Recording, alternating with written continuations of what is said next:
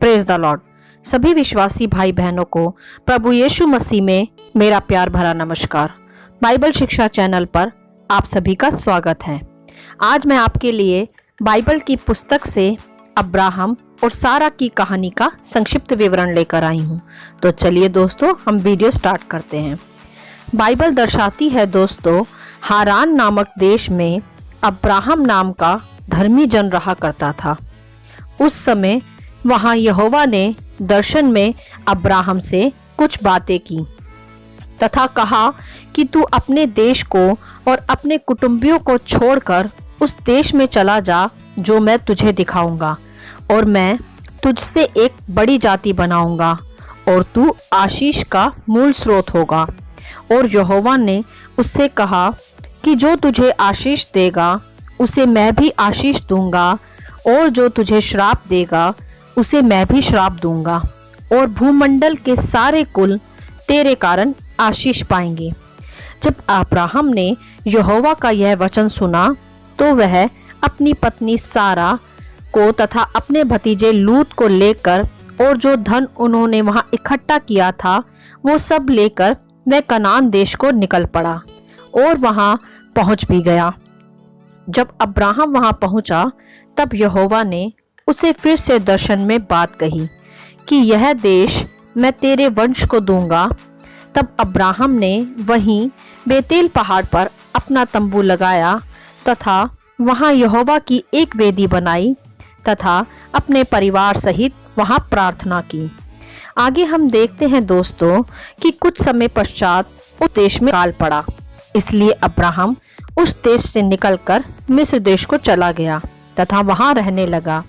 और फिर मिस्र देश में भी उस पर कुछ विपत्तियां आ पड़ी तथा फिर वह वहां से निकलकर कनान के दक्षिण देश में आया। तब वहां अब्राहम ने फिर से एक यहोवा की वेदी बनाई तथा प्रार्थनाएं की। इनके पश्चात यहोवा का यह वचन दर्शन में अब्राहम के पास पहुंचा कि हे अब्राहम, मत डर, तेरी ढाल और तेरा अत्यंत बड़ा प्रतिफल मैं हूँ। मैं यहाँ इस देश का अधिकार तेरे वंश को दूंगा।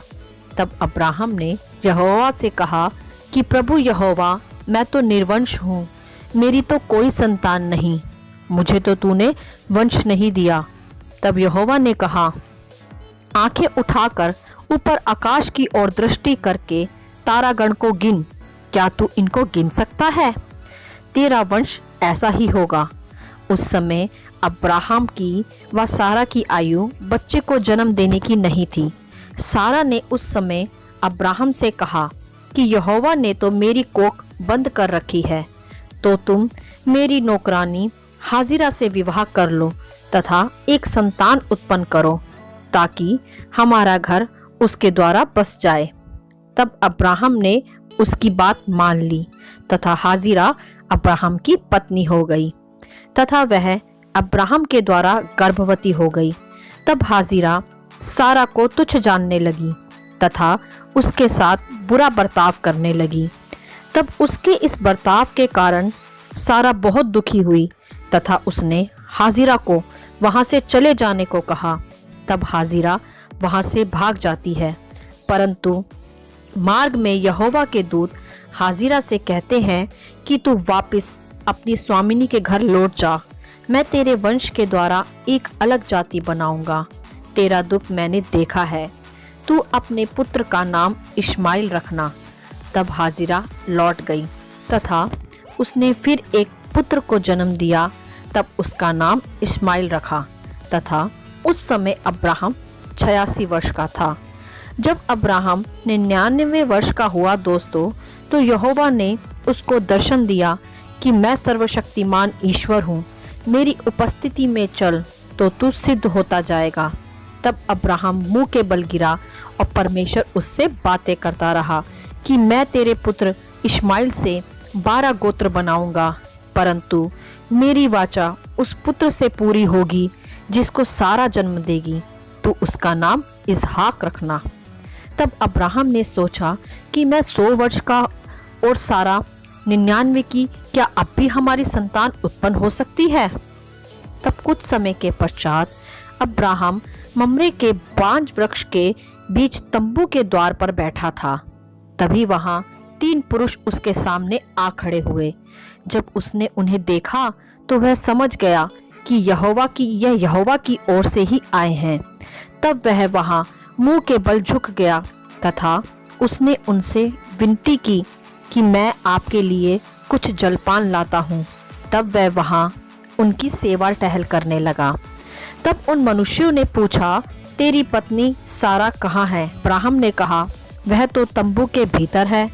तब उन्होंने कहा कि वसंत ऋतु में मैं फिर से तेरे पास आऊंगा और तेरी पत्नी सारा एक पुत्र को जन्म देगी।